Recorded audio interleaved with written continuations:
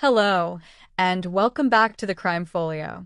It is a privilege to have you with us as we delve into the archives of cases long left in the shadows. Time can bury many things, memories, evidence, and ultimately, truth.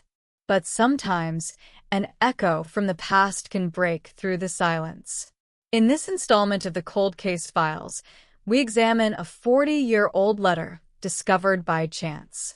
This single piece of paper, yellowed with age, holds a narrative that has waited 4 decades to be heard.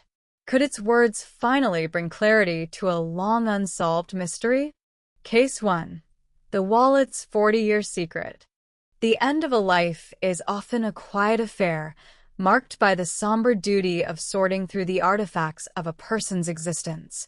In January of 2014, in the unremarkable city of Elkhart, Indiana, the family of John Sotelo gathered to perform this final, melancholic task. John had lived to be 88 years old, a long life, by any measure. A veteran, a father, a grandfather.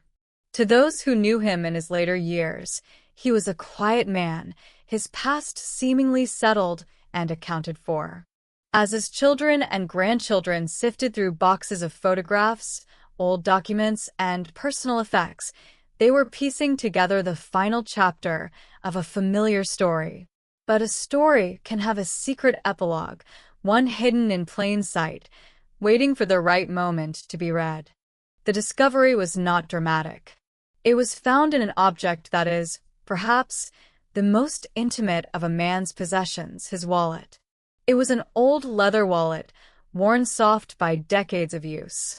Tucked behind his faded military identification card was a small, folded piece of paper. It felt brittle to the touch, its creases as ingrained as the lines on an old map. It was not a receipt, nor a forgotten phone number. It was a letter, a confession. The handwriting was his, a familiar script, but the words were from a different world, a different lifetime. Dated February 2nd, 1972, the note was stark in its finality. It read, John Sotelo, do kill my wife, Mary Sotelo. Her body is in the woods by my shop. Her car is downtown. We had a fight, and I hit her. She is dead. Forgive me. The air in the room grew heavy, thick with the weight of 42 years of silence. For the family, the world tilted on its axis. The man they had known as their father, their grandfather, the grieving widower, was suddenly a stranger. The story of Mary Sotelo, a narrative that had long ago settled into the sad, ambiguous realm of a missing person case, was violently torn open. To understand the letter, we must travel back to that date. February 2nd, 1972. Elkhart, Indiana, was a place of industry, a city built on the manufacturing of recreational vehicles and musical instruments. It was a place where families were raised and life followed a predictable rhythm. John and Mary Sotelo were part of that rhythm. They had 3 children, a home, and a business and auto upholstery shop that John ran on the outskirts of town. Mary was 32 years old, described by those who remembered her as vibrant and devoted to her children. On that cold February day, John Sotelo told a simple, tragic story. He and Mary had argued. It was nothing out of the ordinary, he insisted, just a marital spat. But this time, Mary had packed a bag, gotten into her car, and left. He told the police, his family, and his young children that he didn't know where she had gone. He assumed she just needed some time to cool off and would be back in a few days. Days turned into weeks. The Sotelo children, Eddie, Connie, and John Jr., asked where their mother was. Their father's answer was always the same. She left us. There was a finality in his tone that discouraged further questions. The Elkhart Police Department opened a missing person file. They interviewed John, who appeared to be a cooperative and distraught husband. He maintained his story without deviation. He had no idea where she could have gone. He suggested she might have family in Texas, a lead that ultimately went nowhere. Mary's car, a 1964 Buick, was found a few days later, parked on a downtown street. Her purse was inside, but of Mary, there was no trace. In the absence of a body, a crime could not be proven. Without evidence of foul play, the investigation stalled. The file on Mary Sotelo remained open, but it slowly gathered dust on a shelf, becoming one of the many quiet, unanswered questions that haunt any police department. The case grew cold. Life for the Sotelo family had to go on. John Sotelo stepped into the role of a single father, a man burdened by abandonment and loss. By all external accounts, he was a good one. He raised his 3 children, saw them through school, and watched them start families of their own. He eventually remarried. The memory of Mary became a ghost in their homiest source of sorrow, a void that was never truly filled, but one that was encased in the story their father had given them. The children grew up believing their mother had chosen to leave them. It was a wound that never fully healed, a narrative of rejection that shaped their understanding of their own past. Connie, Mary's daughter, would later recall the deep, confusing pain of believing she had been abandoned by the person she loved most. For 42 years, this was the accepted reality. John Sotelo carried his wallet every day. And every day, he carried the letter. He carried it through his second marriage, through holidays with his grandchildren, through the quiet evenings of his old age. It was a secret he kept pressed against his heart, a constant, silent companion. It is impossible to know the inner world of John Sotelo during those 4 decades. Was the letter a form of penance, a private acknowledgement of a sin he could not confess publicly? Was it a failsafe, a guarantee that the truth would one day emerge, even if only after he was beyond the reach of earthly justice? Or was it a manifestation of a fragmented mind, one that had compartmentalized a horrific act so completely that he could live a normal life with its evidence folded in his pocket?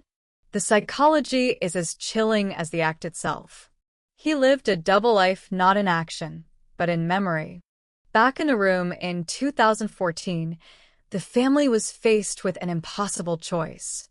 The letter was a private family document, found in a moment of grief. But its contents belonged to the public, to the law, and most of all, to Mary. After a period of shock and deliberation, they made the call. They contacted the Elkhart Police Department. For the cold case unit, it was a development beyond anything they could have imagined. Cases are typically revived by new DNA technology, a deathbed confession spoken to a witness, or a forgotten piece of evidence being re-examined. A written confession from the killer himself, delivered posthumously by his own family, was unprecedented. The letter was not just a lead, it was a roadmap to a crime scene that had been hidden for over 40 years. The investigation, dormant for decades, roared back to life. The first step was to authenticate the letter. Handwriting experts were brought in. They compared the script on the brittle paper to known samples of John Sotelo's writing from that era. The conclusion was definitive. The confession was written by his hand. The second step was to follow the map. The letter stated Mary's body was in the woods by my shop. The old Sotelo auto upholstery shop was still standing, though it had long since passed into other hands. The property had changed over the years. What were woods in 1972 might now be developed land. Detectives, equipped with old property maps and the stark directions from the letter, descended on the location. They brought with them forensic anthropologists from the University of Indianapolis, specialists in the excavation of human remains. The process was slow and methodical. The team identified a wooded patch of land behind the original shop building.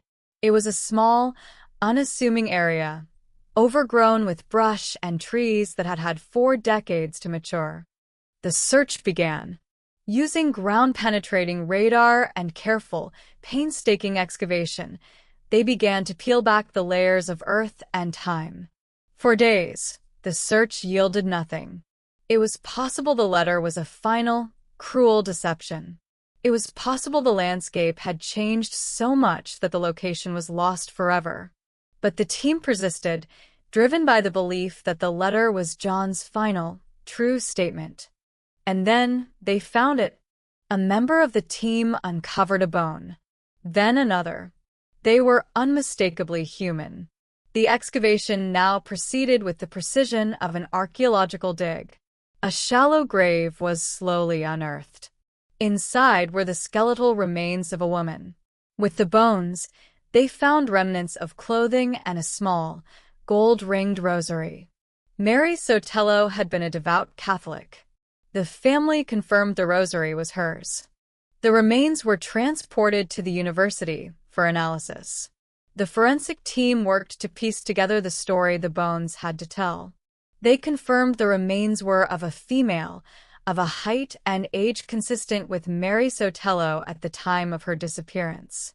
They found evidence of trauma fractures on the skull consistent with blunt force, just as the letter had described.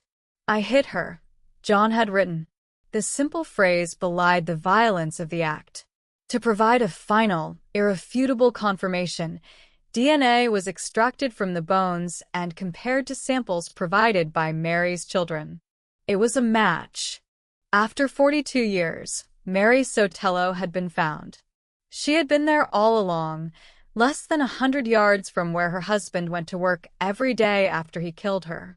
He had buried his secret in the cold Indiana earth and then constructed a new life on top of it.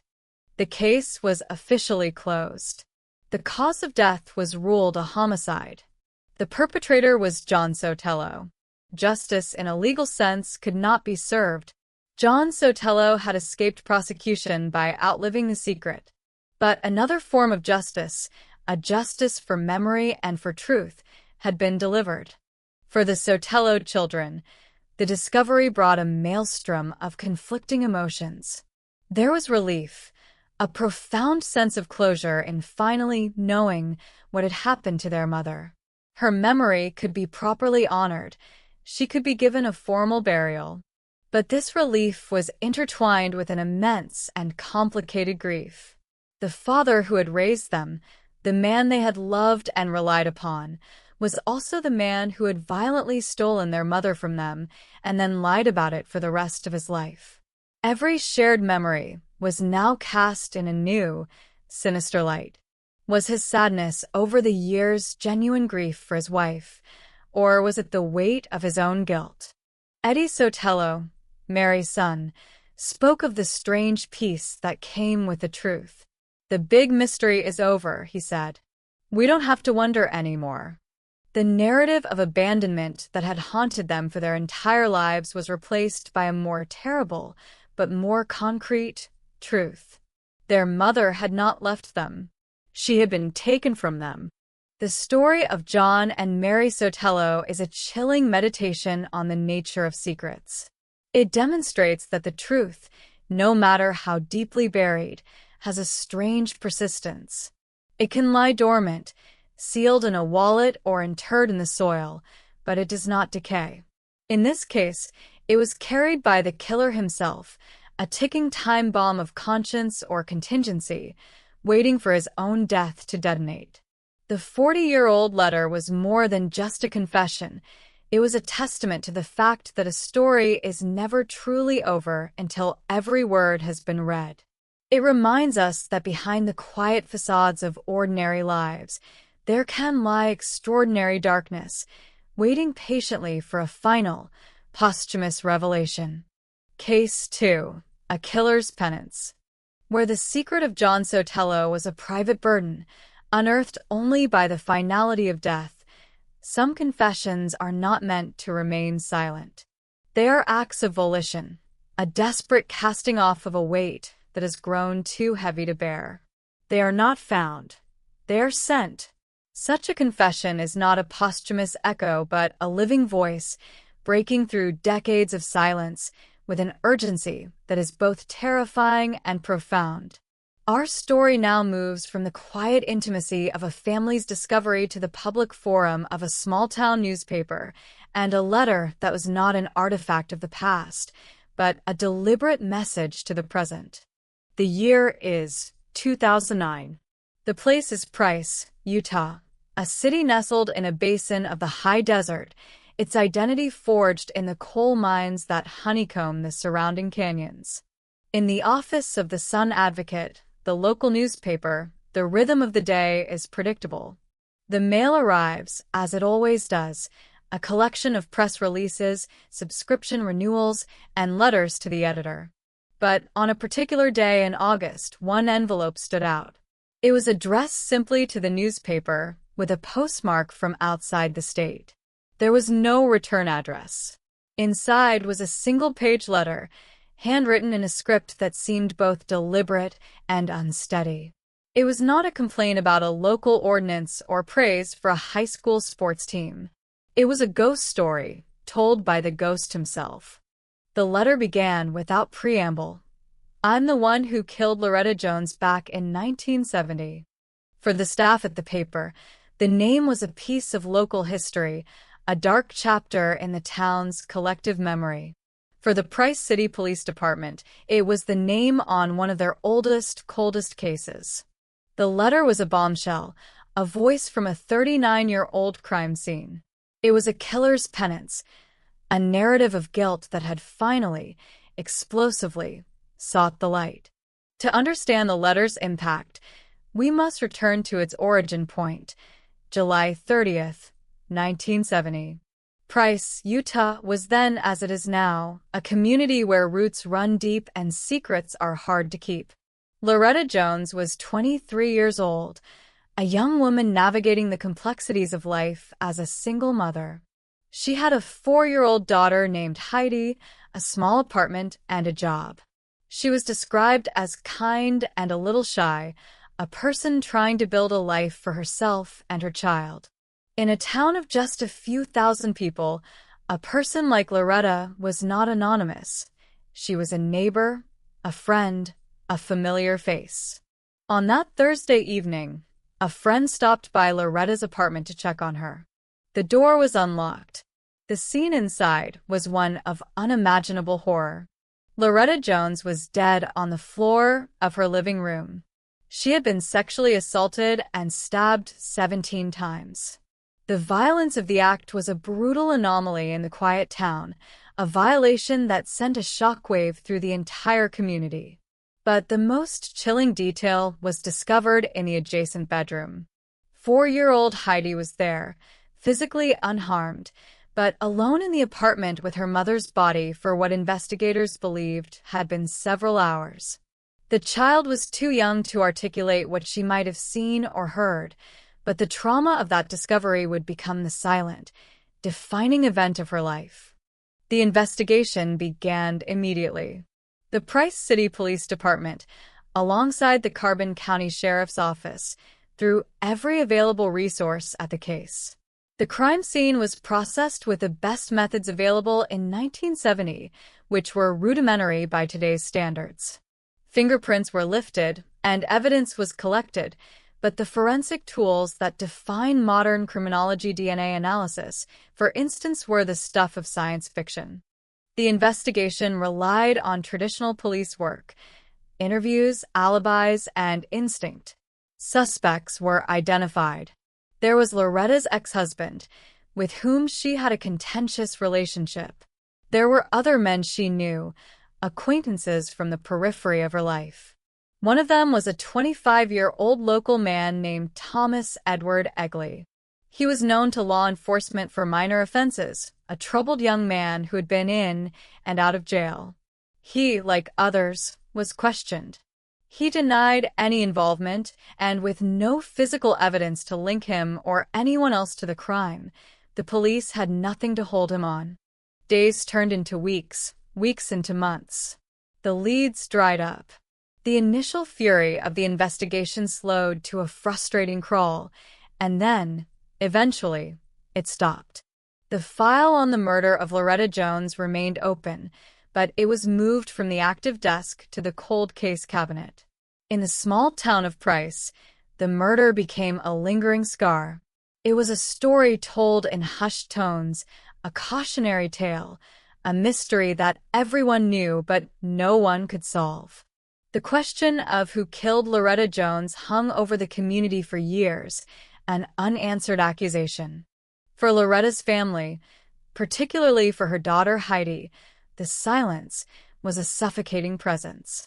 Heidi was raised by her grandparents, growing up in the shadow of a crime she could not remember but could never escape. Her childhood was a mosaic of fragmented images and secondhand stories about the mother she barely knew. The narrative of her life began with a foundational and violent void. As she grew older, Heidi became the primary keeper of her mother's memory and the most persistent advocate for justice. She would periodically call the police department, asking if there were any new developments, ensuring that her mother's file was not forgotten, that her name was not just a historical footnote. She carried the hope of an answer for nearly 4 decades. During those long years, the killer walked free. He lived with the knowledge of what he had done, a secret locked away from the world. He moved away from Price, building a new life elsewhere, leaving the ghost of Loretta Jones behind in Utah. But a memory so violent, a guilt so profound, cannot be truly left behind. It travels with you. It becomes a part of your own shadow. Then, in August 2009, the shadow spoke. The letter that arrived at the Sun Advocate was a confession born of nearly 40 years of torment. The author described the events of that night in 1970. He wrote that he had gone to Loretta's home, drunk and high on drugs. He had made advances, and she had rejected him. In the ensuing struggle, he had grabbed a knife from her kitchen and stabbed her. The letter was riddled with self-loathing and a desperate plea for absolution. "I am sorry for what I did," the author wrote. "I was on drugs and beer. I have lived with this for all these years. Tell her family I am sorry." He provided details about the crime that had never been made public, details that only the killer could know. He described the location of the stab wounds and the layout of the apartment. It was, without a doubt, a genuine confession. But it was signed only a very sorry person. The newspaper immediately turned the letter over to the Price City Police Department. For Captain Bill Barnes, who had been haunted by the case for years, the letter was a miracle. It was the break they had been waiting for, a voice from the grave. The cold case was instantly hot. The challenge was immense. How to identify the author of an anonymous letter sent from out of state nearly 40 years after the crime? The answer lay in the very science that had been unavailable in 1970. The letter and the envelope were sent to the state crime lab for forensic analysis. Investigators hoped for fingerprints, but what they found was even better. In the age of self-adhesive envelopes, the killer had, out of habit or carelessness, licked the seal. On that small strip of paper was his DNA. Forensic scientists carefully swabbed the envelope flap and successfully extracted a full DNA profile of the sender. The profile was entered into CODIS, the National Combined DNA Index System. The database, which contains profiles of convicted offenders, arrestees, and unknown forensic samples, began its silent, digital search. The investigators waited. They didn't have to wait long. There was a match. The DNA on the envelope belonged to a man named Thomas Edward Egley. The name was familiar. He was one of the original suspects from 1970, the man who had been questioned and released for lack of evidence. The investigation zeroed in on him with laser focus. They discovered that Egley, now 64 years old, was living in Rocky Ford, Colorado, a small city several hundred miles from Price. He had lived a quiet, unassuming life for decades, married with a job. He was, to all outward appearances, just another aging man. Price City detectives, along with agents from the Utah Attorney General's office, traveled to Colorado. They found Egley at his home. They didn't show him the letter. They didn't mention the DNA. They simply began to ask him about 1970, about Price, about Loretta Jones. At first, Egley was defensive. He denied everything. He claimed he barely knew Loretta, that he had nothing to do with her death. The detectives listened patiently. They let him tell his story, the same story he had likely been telling himself for 39 years. Then they confronted him. They told him about the letter. They told him they knew he had sent it. And they told him they had his DNA from the envelope. The carefully constructed wall of denial that Thomas Egley had maintained for nearly 4 decades crumbled in an instant. The weight of his guilt, which had compelled him to write the letter in the first place, now crushed his resistance. He began to cry. And then he confessed. Sitting in an interview room in Colorado, he told the detectives everything. He recounted the night of the murder in harrowing detail, his account mirroring the one in his letter. He had been drinking heavily and taking drugs. He went to Loretta's apartment with the intention of forcing himself on her.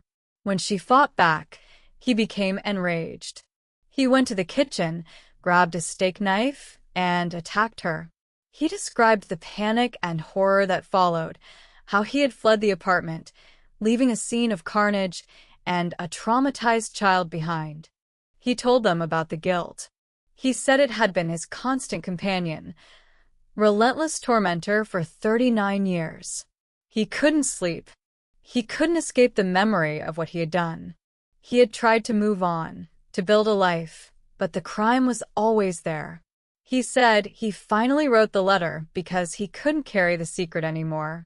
He needed to confess, not necessarily to be caught, but to tell someone, to apologize to the family he had destroyed.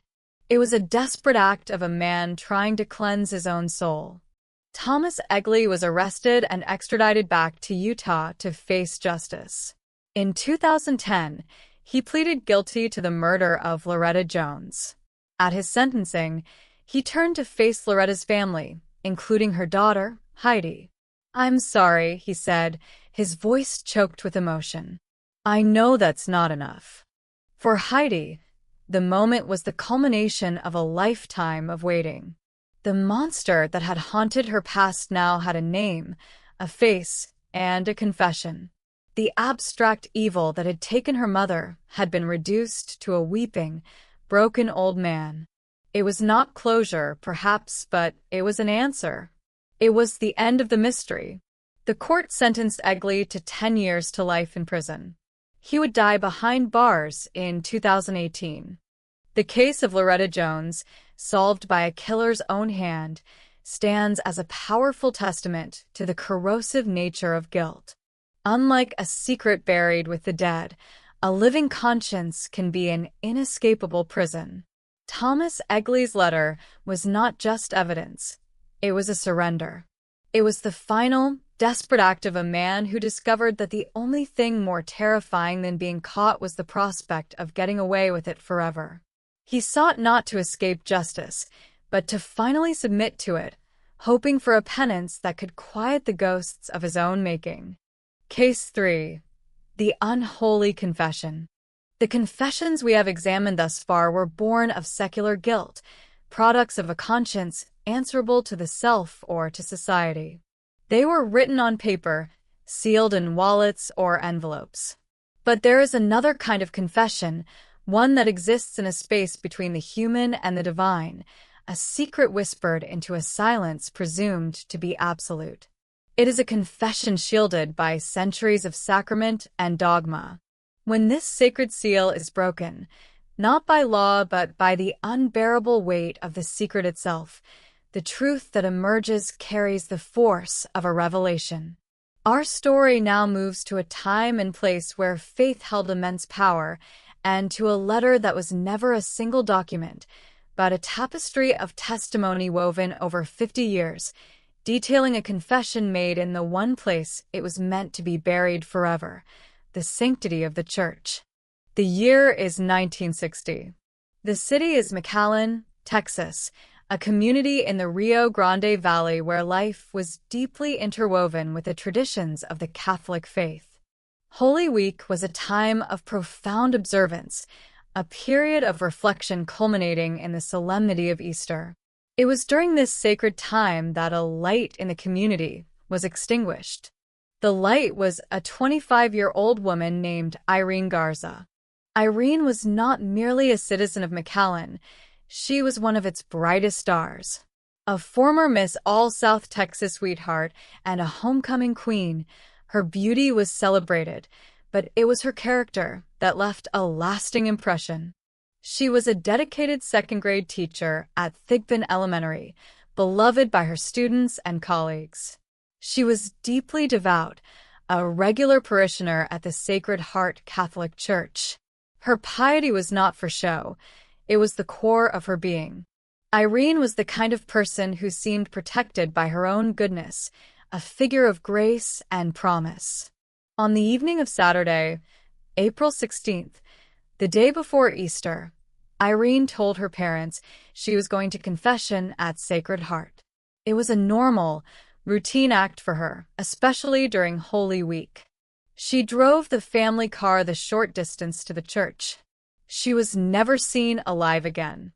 When she didn't return home that night, her parents were immediately consumed by a worry that felt unnatural. Irene was dependable, responsible. This was not like her. They called the police. The search began Easter morning. The entire community, shaken from its holy reverence, mobilized. The search parties scoured the town, their Easter prayers now whispered for Irene's safe return. The first signs were discovered quickly. Her purse was found by the side of a road. A short distance away, one of her shoes. The discoveries only deepened the dread. This was not a woman who had run away. This was a woman who had met with violence. For 5 agonizing days, the search continued.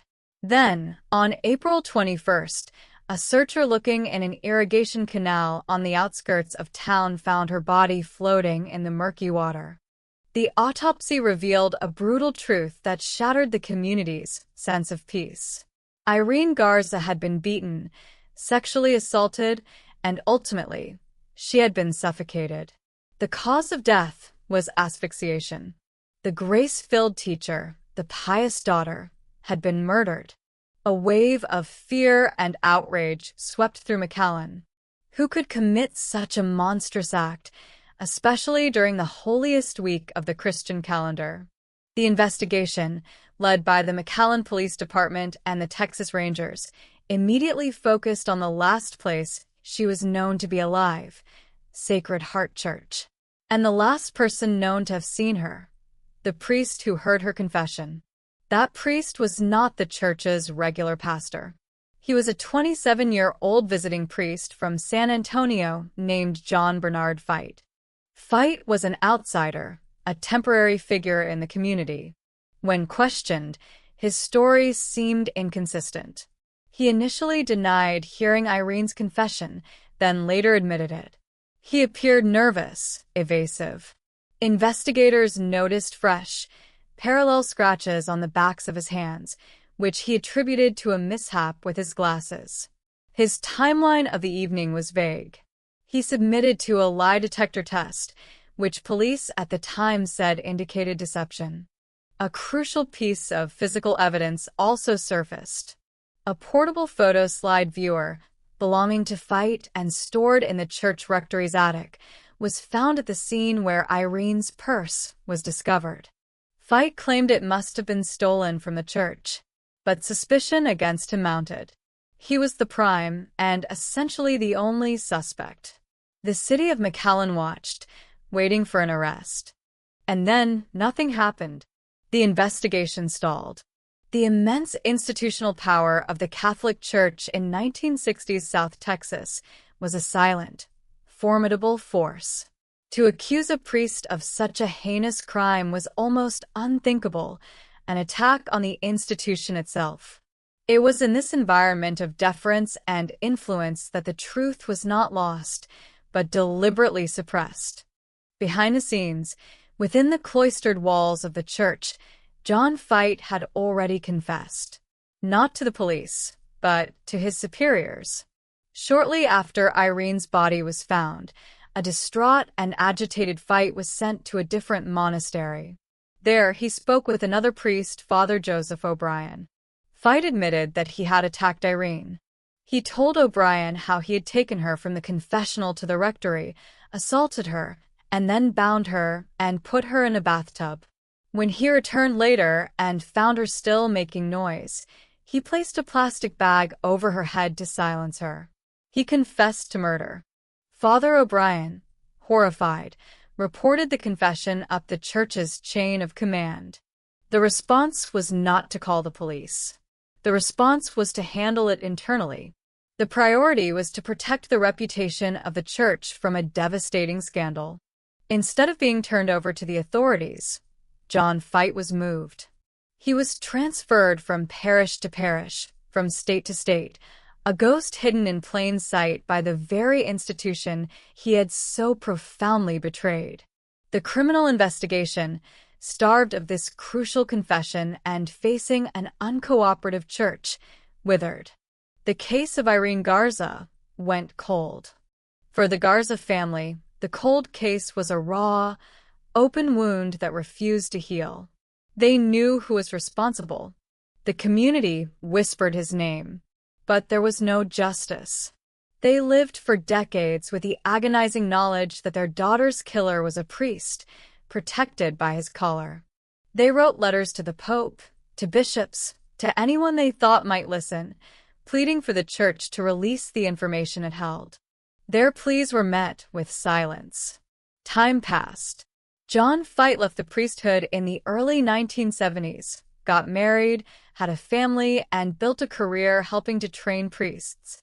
He settled in Arizona, living a quiet, suburban life, his dark secret buried under decades of normalcy. The murder of Irene Garza became a piece of McAllen folklore, a tragic story of justice denied. But a secret of such magnitude has its own gravity. It pulls on the conscience of those who hold it. Father Joseph O'Brien, the priest who first heard Fight's confession, was haunted by his silence. Before his death in 2004, he gave a sworn statement to authorities, finally putting on the official record what he had been told in 1960. His testimony was a critical crack in the wall of silence. Another, even more powerful, voice was about to emerge. In 2002, a man named Dale Tacheny, a former Trappist monk living in Oklahoma, contacted the San Antonio police. He had a story to tell, a confession he had been holding for nearly 40 years. In the early 1960s, John Fight had been sent to his monastery in Missouri for psychological treatment. Tacheny, a counselor at the time, was assigned to work with him. During one of their sessions, Fight confessed everything. Tacheny recounted Fight's story in chilling, clinical detail. Fight had described the murder of Irene Garza not as a moment of panic, but as a calculated act. He explained how he had attacked her, bound her, and then, after dumping her body in the canal, had gone to eat breakfast. There was no remorse in his telling, only a cold recounting of events. Tacheny, bound by what he believed was the confidentiality of his role, kept the secret. But like Father O'Brien, he was tormented by it. He finally decided that his duty to a murdered woman and her family outweighed any perceived obligation to a killer or an institution. He wrote letters. He gave statements. He provided law enforcement with a detailed, first-hand account of the killer's own words. This collection of testimonies, the posthumous statement of Father O'Brien, and the living account of Dale Tacheny functioned as the long-delayed letter of confession. It was a paper trail leading directly back to John Fight, a chorus of voices speaking the truth that had been suppressed for so long. Armed with this powerful new momentum, the case was revived. A new generation of law enforcement, including Texas Ranger Rudy Jaramillo and a newly elected McAllen District Attorney, Ricardo Rodriguez, were determined to see it through. Rodriguez had grown up hearing the story of Irene Garza. It was part of his town's history. He ran for office on the promise that he would seek justice for her. In February 2016, 56 years after the murder, a grand jury was convened. They heard the evidence, old and new. They heard the story of the scratches, the photo viewer, and the lie detector test. And they heard the powerful, corroborating accounts of the confessions Fite had made to his fellow clergymen. The grand jury handed down an indictment. John Fite, now 83 years old and living in Scottsdale, Arizona, was charged with the murder of Irene Garza. He was arrested and extradited to Texas. The trial began in December 2017. The prosecution faced a formidable challenge. There was no physical or DNA evidence linking Fite to the crime after so many decades. Their case rested entirely on the historical record and the credibility of their witnesses. The star witness was Dale Tachney, then 87 years old. He traveled to Texas and, in a clear, steady voice, told the jury what John Fite had told him more than 50 years prior. He recounted the cold, detached confession of the murder of a young woman in a church rectory. The defense argued that the case was too old, the memories unreliable, and that Fite was a scapegoat for a police department that had failed to solve the crime.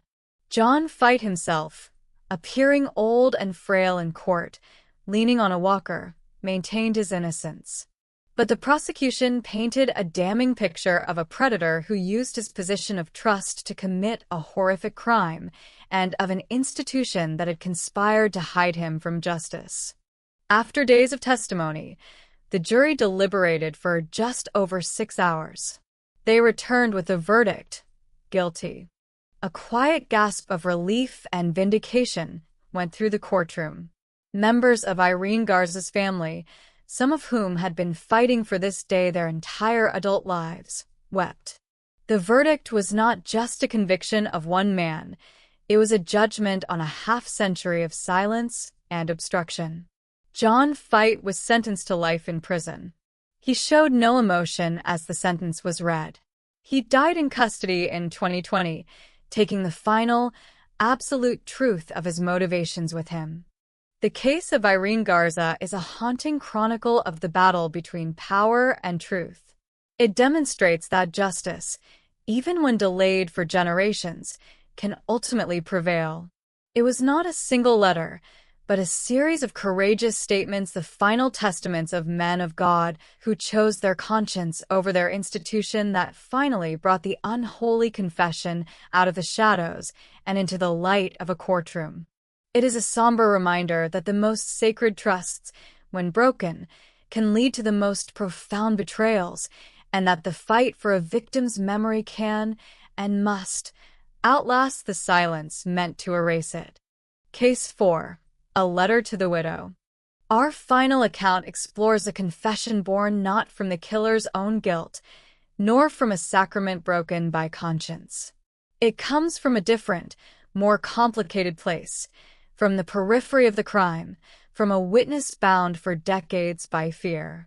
This is the story of a letter that was not an apology from the perpetrator, but an act of liberation from a person forced to be the keeper of a monstrous secret.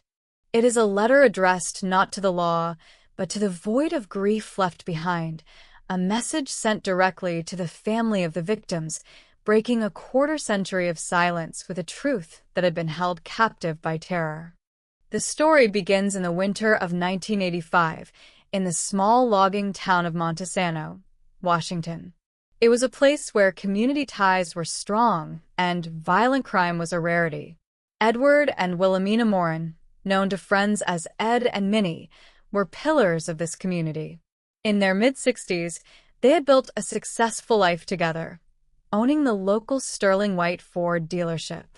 They were respected, well-liked, and preparing to enjoy the quiet comforts of their later years in their home on the Winoochee River. Their life was a testament to the peaceful rhythm of a small American town. On December 19th, 1985, just days before Christmas, that rhythm was irrevocably shattered. That morning, employees at the Morin's bank reported a strange transaction. Ed Morin had come in and withdrawn $8,500 in cash, a significant and unusual amount. He had seemed agitated, unlike his usual composed self. Later that day, when the Morins failed to appear at a Christmas party they were expected to attend, their sons grew concerned. They went to their parents' home. The house was empty. The television was on, and Minnie's hearing aids were left on a table. All signs pointed to a sudden, unplanned departure. The Grays Harbor County Sheriff's Office was notified, and a search began. The following day, their car, a large sedan, was discovered abandoned on a remote, overgrown logging road known as the Lost Highway. The interior of the car told a story of brutal violence. It was stained with blood. A short distance from the vehicle, investigators made the first of two grim discoveries. Lying in the dense brush was the body of Ed Morin. He had been shot in the back with a shotgun in execution. The search continued, and soon after, they found Minnie. She had been bludgeoned to death, the ferocity of the attack speaking to a cold and merciless rage. The community of Montesano was plunged into a state of shock and fear. The murder of the Morins was not just a crime, it was a violation of the town's very soul. The investigation began with a sense of desperate urgency. Who would do this and why? The large cash withdrawal suggested a motive of robbery, but the execution-style nature of the killings pointed to something more personal, or at least more ruthless, than a simple robbery gone wrong. Detectives worked tirelessly, pursuing every possible lead. They looked into business dealings, disgruntled employees, and local criminals. A family of brothers with a reputation for petty crime and violence, the Riffs were on the periphery of the investigation, but there was nothing concrete to connect them to the Morins. The case was a frustrating puzzle with no clear picture emerging. The killers had been careful, leaving behind no fingerprints, no murder weapons, and no witnesses. The physical evidence collected from the scene yielded no immediate answers in the pre-DNA era of forensics. For the Morin family, especially their four sons, the ensuing years were a prolonged agony of unanswered questions. They mourned their parents while living with the constant, gnawing uncertainty of not knowing who was responsible for their deaths. The case file grew thicker with reports and dead-end leads, but it never moved closer to a resolution. As years turned into decades, the murder of Ed and Minnie Morin became the region's most infamous cold case, a dark legend whispered about in the community. The file remained open, but the hope of ever solving it slowly faded. Life moved on. The world changed. But the secret of what happened on that logging road in 1985 was not lost. It was being held, preserved in the terrified silence of one person. It was a secret that festered for 25 years, 7 months, and 16 days. Then, in May of 2011, a letter arrived. It was sent to the Grays Harbor County Sheriff's Office. Another copy was sent to the local newspaper, and a third, crucially, was sent to the Morin family. It was an anonymous letter, written by a woman. It did not come from a place of shared guilt, but from a life shattered by proximity to it. The letter began with a simple, chilling statement of purpose.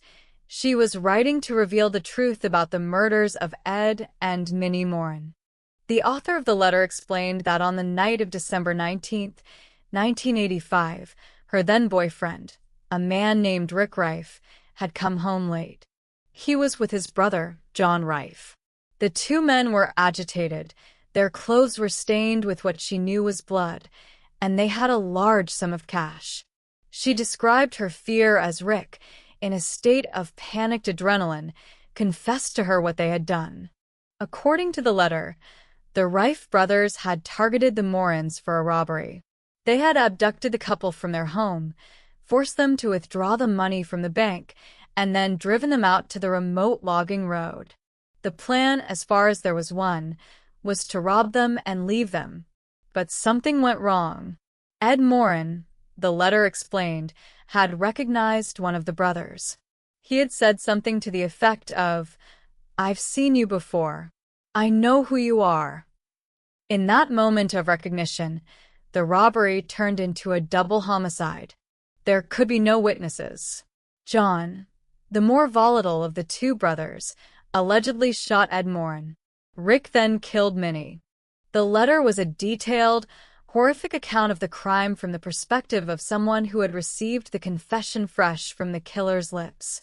But it was also a confession of another kind, a confession of silence. The author explained why she had not come forward for over 2 decades.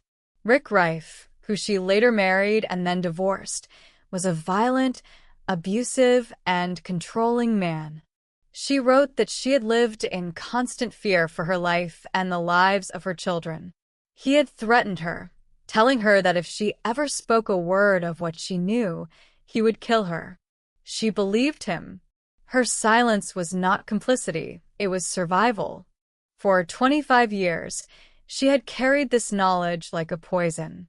After finally escaping the abusive relationship and moving to another state, and after learning that John Rife had recently died of natural causes, she felt a shift. The fear had not vanished, but the weight of her conscience had become unbearable. The death of one of the brothers, she wrote, had made it feel safer to speak.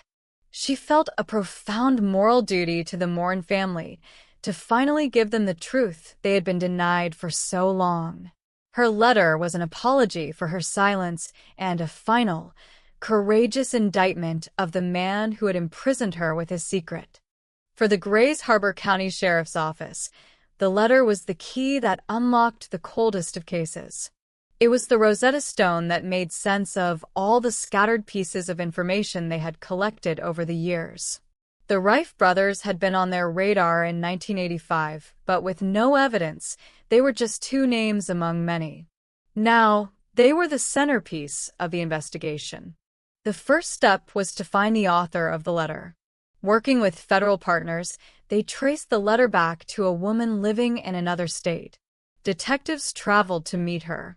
In a series of long, emotional interviews, she recounted her story in painstaking detail. Her account was consistent, credible, and filled with information that had never been made public, details that only someone intimately connected to the killers could know. She became their star witness. The investigation now had a singular focus: Rick Rife. They learned that soon after the murders in 1985, the Rife brothers had abruptly moved their families from Washington to King Salmon, Alaska. It was a classic flight pattern, a move to escape scrutiny and start over. Detectives began re-interviewing old friends and acquaintances of the Rifes from that era. One by one, stories emerged that corroborated the letter. People recalled the brothers, who were perpetually broke, suddenly having thousands of dollars in cash right around Christmas of 1985. They remembered them buying new vehicles and paying for things in cash. The pieces were fitting together perfectly. John Rife had passed away in July 2012, just weeks before investigators were set to travel to Alaska to interview him. He had taken his side of the story to the grave. But his brother, Rick, was still alive, living a quiet life in the remote Alaskan wilderness. In July 2012, Grays Harbor detectives flew to King Salmon. They found Rick Rife, now an old man, and confronted him. He denied everything. He claimed he didn't know the Morans, that he had nothing to do with their deaths. He tried to discredit his ex-wife, painting her as a liar seeking revenge. But his story was full of inconsistencies, and his denials were unconvincing. Based on the strength of his ex-wife's testimony and the mountain of corroborating circumstantial evidence, Rick Rife was arrested and charged with the kidnapping, robbery, and murder of Ed and Minnie Moran. He was extradited back to Washington to stand trial. The trial, in the fall of 2013, became a dramatic showdown. The prosecution's case rested almost entirely on the testimony of one woman, Rick Rife's ex-wife. She took the stand and, in a clear and steady voice, told the jury the story she had first written in her letter. She recounted the night of the murders, the bloody clothes, the confession, and the decades of fear that followed. The defense attorney relentlessly attacked her credibility, accusing her of fabricating the entire story out of spite for a failed marriage. He argued that there was no physical evidence, no DNA, no murder weapon linking Rick Rife to the crime. The jury was left to decide, was this woman a vengeful liar, or was she a terrified victim who had finally found the courage to speak the truth? The prosecution argued that her story was too detailed, too consistent, and too well corroborated by the circumstantial evidence to be a lie. It was the story of a woman who had carried a terrible burden for the sake of her own survival and who was now seeking to unburden her soul. After deliberating, the jury delivered its verdict, guilty on all counts, including 2 counts of aggravated first-degree murder. Rick Rife, silent and stoic, was sentenced to 103 years in prison, ensuring he would die behind bars. He passed away in 2021. For the Moran family, the verdict brought a profound, long-awaited sense of justice. The anonymous letter, written by a stranger from a place of deep personal pain and courage, had finally given them the one thing they had sought for over a quarter of a century, an answer. The case of the letter to the widow is a powerful narrative about the different forms that truth and justice can take. It illustrates that the echoes of a crime are not only felt by the victims, but also by those forced into the orbit of its darkness. The confession that solved this case was not from the killer himself, but from someone whose life he had also destroyed, albeit in a different way. Her letter was a declaration of independence from fear, a testament to the fact that even when buried by decades of intimidation, the human conscience can ultimately demand to be heard. The letters we have explored tonight, unearthed from a wallet, mailed by a killer, recounted from a confessional, and sent by a witness in fear, are all testaments to the same inexorable principle. Truth has a persistent, almost gravitational force. It can be hidden in the earth, locked in the mind, or silenced by power and fear, but it rarely disappears entirely. It waits.